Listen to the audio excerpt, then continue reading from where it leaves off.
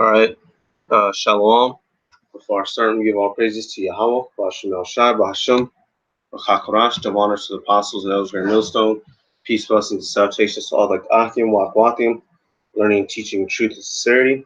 All right, it's going to be another video, uh, really through the Spirit, because this one I had meant to do a couple days ago. I had it written down, but I didn't get around to it, and I woke up this morning and saw these two videos from one from Apostle Elder Apostle Gabar, and the other one from Elder Apostle Ramlab. And then you had, a couple days ago, or sometime last week, Elder Apostle Sahar. He did the video, getting on, basically, getting on Great Millstone, the brothers that fall in line.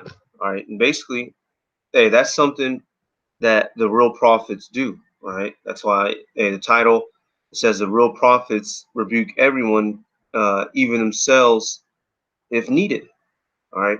That's the mark of being, that's what the real men of the Lord will do. All right. If you have a problem with that, if you have an issue, you can always leave. If you don't want to wear pants to camp, or if, you got to stay fly and lined up for the hose, then, you can leave. This is about, hey, us that are under the elders and apostles, we're the soldiers, and we simply have to fall in line. Yahweh Shai HaMashiach, he was no different. All right, he loved his disciples that was under him, but he wasn't coddling them like children. He wasn't changing diapers. All right, and there's many examples of that throughout the scriptures. All right, and the main reason being why, imagine if you work for something. Let's say you're putting together let's say you're building a brick wall, and you see it start to sway. The wind blows, and you see, oh shit, there's a loose brick. It didn't get enough of the caulk laid on it. You're gonna rush over, hurry up, slap some caulk on it, push it back into place. Or that's what a normal person would do, no matter how aggressively you ran over there or how aggressively you put the brick back in place. You're not gonna take your time, walk slowly. I see it falling. I'm not gonna correct it. I'm not gonna fix it. And by the time you get there, it'll fall down and collapse. So the apostles are staying on our head to keep us in order, so that when Yahweh Shai Hamashiach returns, he can find us as the chaste virgins waiting. All right. That's what a shepherd does for the sheep. It keeps the sheep in order, whether they necessarily like it at the time or not. It's for their own safety. Because for all you know, there could be a wolf 10 paces off to the left in a bush that you want to go bullshit behind, and you don't realize it. All right. You look at other camps, hey, they do all, you see all types of BS, but you're not going to see that here. Why? Because everyone is open for an ass whooping here at Great Millstone if you're not doing what's right.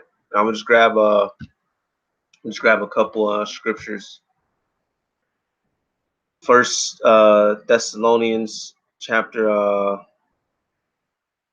3 verse 5, it says, "For this cause, when I could no longer forbear, I sent to know your faith, least by some means the tempter have tempted you, and our labor be in vain." All right, you had Apostle Ramla, concerning the GMS Lions Den camp. Hey, when someone over you, calls for you, you got to answer. When someone over you needs to know what's going on, you got to answer. Because of why? It says, least by some means the tempter have tempted you, and our labor be in vain. That's what a brother's gonna think.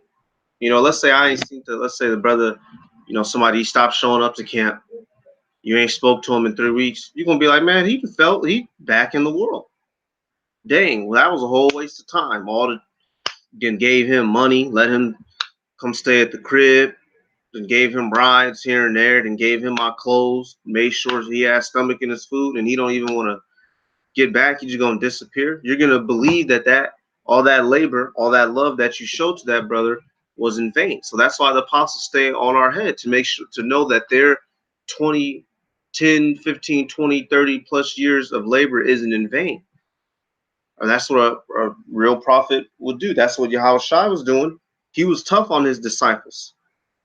And I got a couple examples of that, to the point to where a couple times, they had sent John up to go ask him something, because they knew that John was his favorite disciple, because they thought that Yahweh Shai was going to snap on him if anyone else asked. Because Yahweh Shai wasn't about that BS. He said he was about his father's business by the time he was a young man.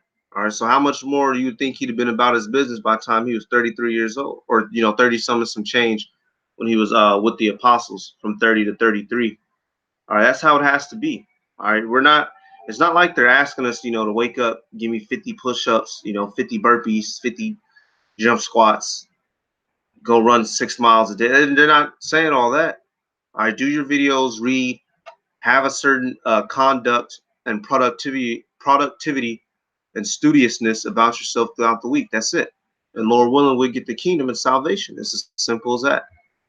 All right, another one. Hey, and always you could leave. If anything that the apostles say offends you at any given point in time, you can leave. Because when shit gets serious out here, if you can't be in order now, if you can't hold shit down now, what's going to happen when society collapses? When brothers actually need each other as a means of survival. When our brothers, and hey, ultimately we're all going to be in the kingdom, whether someone dies or not. But do you want to be that person known that, oh, you fucked up, a brother died over it, or something like that, or you fucked up, so somebody lost out on a whole bunch of this or that. You don't want to be known as that person. All right. You don't want to be known as that person that fell out and went back into the world and became a fag or some shit. Because that's what'll happen if you're not in line, if the apostles aren't watching for our souls for free, I might add. They're not charging us money like some other people. All right, this says Galatians 4 and 11. It says, I am afraid of you, least I have bestowed upon you labor in vain. I'm going to jump down. Am I therefore become, verse 16, am I therefore become your enemy because I tell you the truth? All right. Hey, so basically, you don't want to, you have to always look at things from other people's standpoints if you can. If you think they're just being assholes just to be assholes, then clearly the spirit's just not either dealing with you yet, or you don't have the understanding yet. You have to think. When you look at a company business, the employees, they have to do their job. They have to meet quota, but the managers and supervisors, they have to make sure that their employees meet their quota. Otherwise, they'll get in trouble from their higher ups. All right. They have, hey, if the apostles go up, the spirit, hey, Yahweh have something happen. So they have to be in order just as we have to be in order. All right, the church, it's it's like an assembly line of a factory. You have the people running the factory, the people that take all the money and pay all the bills, that make all the contracts with the different companies. Then you have the supervisors of the employees, and you have the employees themselves actually moving the parts. All right, and if in whatever part you fall into, whatever area of expertise you fall in that production factory, you have to work at and accept the fact that there's someone over you, and you got to do what you have to do what you're told. All right, and it's all for the betterment of the church. It's all for it's a coalition. All right, it's all so you can run smoothly. I'll give one example. This is John chapter 21 verse 16. This is Yahushua speaking. He said verse John 21:15, it says, so when they had dined, Yahushua said to Simon Peter, Simon, son of Jonas, lovest thou me more than these? He saith unto him, yeah, Lord, thou knowest that I love thee. He saith unto him, feed my lambs. So the Lord asked Peter a question. He said, hey, basically, if you love me, feed my lambs.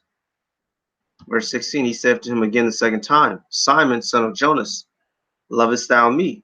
He saith unto him, yeah, Lord, thou knowest that I love thee. He saith unto him, feed my sheep. So the Lord asked him the question again. Hey, the apostles have kept saying certain things. No lineups, no bald head, no fully shaven beard. Do the videos, read, study. And they kept saying it. And hey, it's going to get to the point to where, and you'll see, it might feel irksome, it might feel annoying, but it's a necessity. All right. Jake needs to be reminded of shit. You can't just tell Jake something one time.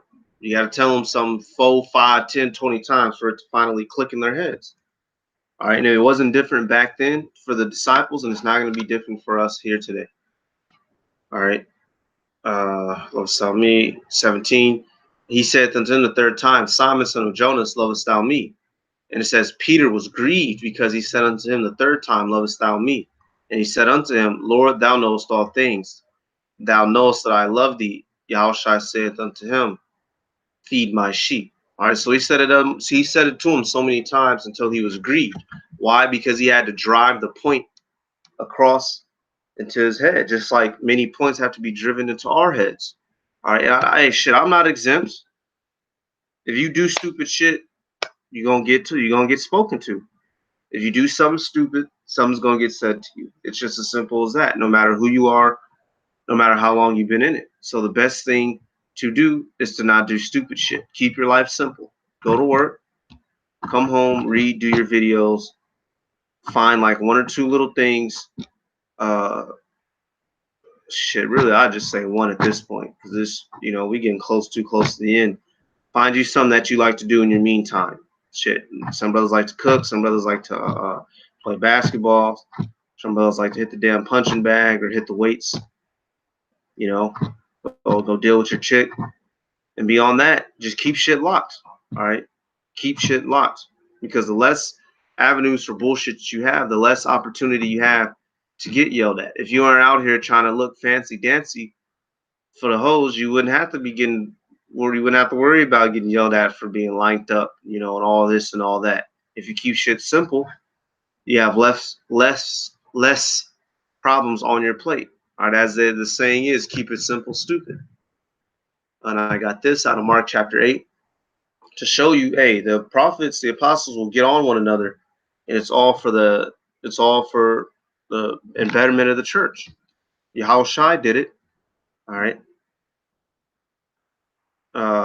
This is Mark 8 and 32, because Yahushua basically said he's gonna. I'll just start here. Mark 8 and 31 says, and he began to teach them that the Son of Man must suffer many things and be rejected of the elders and of the chief priests and scribes and be killed, and after 3 days rise again. And he spake that saying openly, and Peter took him and began to rebuke him. But when he had turned about and looked on his disciples, he rebuked Peter, saying, Get thee behind me, Satan, for thou savorest not the things that be the most high power, but the things that be of men. All right, and that's another thing. Hey, and I could easily get the example when Yahushua went into the that place, and he kicked over the tables and went he went lamb on them scribes and Pharisees, basically them people, teaching for filthy lucre's sake. But right here showing you, hey, you might get rebuked hardcore, but that doesn't mean you're not a man of the Lord, only if you continue on in sound doctrine. Because even though Yahushua said, Get thee behind me, Satan, to Peter, he's basically telling him, look, you being worldly. He says, thou savorest the things that be of the most high power. I mean, for thou savorest not the things that be of the most high power, but the things that be of men. So he's saying basically you don't got the spirit on you right now. You're being worldly. You're forgetting the scriptures. You're forgetting the prophecies, in which us being in this flesh, at certain times that will happen. You will be worldly sometimes. You might forget the scriptures, and brothers will get on your head and have to remind you, hey, get your head out of your ass. Get your head out of the gutter. All right, refocus on your first love. Drop the bullshit. You got to shake your head out of it, tighten up your boots, and get back on the march. Get back on the trail. All right, it's just as simple as that. And if you can't handle that, you can always leave. You can always bounce out. You can always create your own thing and do your own thing. But if you're going to claim to be here under Great Millstone, you have to follow what is taught. It's as simple as that. You don't talk shit to your manager. You don't talk shit to Esau in the world when they're telling you to do shit. All right, when the police run up on you, you're not smacking off at the lips saying, "Oh, you old nigga, don't tell me what to do. I can do this." When they got that pistol in front of your face. All right, so don't do it to the men that are teaching you, that are trying to that are reproving your souls through the spirit and power of Yahweh Bashem Al Shai. All right, so this real quick short lesson. With that, I'm gonna give all praises to Yahweh Bashem Al Shai, Bashem Ruch HaKodesh. Give honors to the apostles and Great Millstone. Peace, blessings, and salutations to all. Akim, Wakwathim, learning, teaching, truth, and sincerity. Shalom.